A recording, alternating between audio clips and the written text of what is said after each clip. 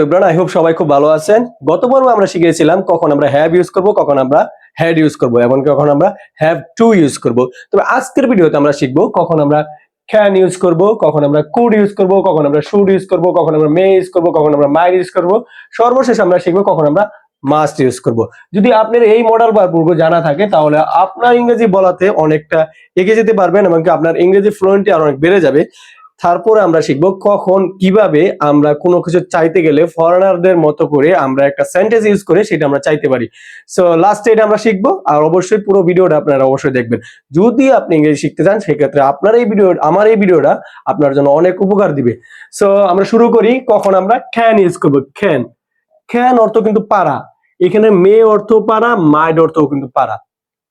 একটু শুনেন ক্লিয়ারলি যে ক্যান অর্থ পারা বা সক্ষম, মে অর্থ পারা, মাইট অর্থ পারা। আমরা ক্যান কখন ইউজ করব, লাইক এগুলো সবগুলো কিন্তু মডাল ভার্ব। হ্যাঁ, সো আমরা ক্যান ইউজ করব। I can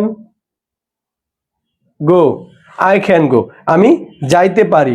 I can go, আমি যাইতে পারি। I can drive A bicycle বা এ বাইক।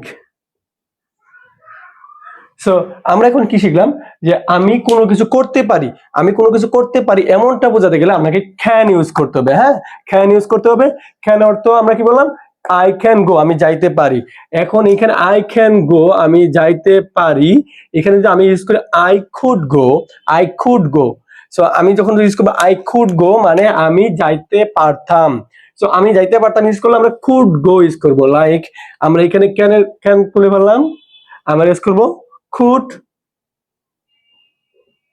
কুড গো, আমি যাইতে পারতাম। এখন আমি যাইতে পারতাম, এক্ষেত্রে যে আমি যাইতে পারতাম মানে আমরা অতীতে পারতাম, মানে এখন পারি না এমন কিছু না, বা এখন কোনো সমস্যার কারণে নাও পারতে পারি এমনটা বোঝানো যায়। সো আমি যাইতে পারতাম, সো আমি বাইক চালাইতে পারতাম, সেক্ষেত্রে আমরা কি করবো, আমরা ইউজ করবো এইখানেও could. So I could drive A bike, আমি বাইক চালাইতে পারতাম। সো এখন আমি যদি এখানে কুডের জায়গায় শুধু শুধু শুড ইউজ করি, লাইক আমরা 3 নাম্বার যে মডাল ভার্ব আছে সেটা যদি ইউজ করি, কি হলো, আই শুড গো, আমার যাওয়া উচিত, মানে কোথাও যাওয়া উচিত, কোথাও যাওয়া উচিত না, এই ক্ষেত্রে আমরা ইউজ করব শুড। সো আমার ইংরেজি শেখা উচিত, আই শুড লার্ন ইংলিশ, আমার ইংরেজি শেখা উচিত। কোনো কিছু উচিত হলে আমরা ইউজ করব শুড। এখন লাস্টে আমরা মাস্ট ইউজ করব।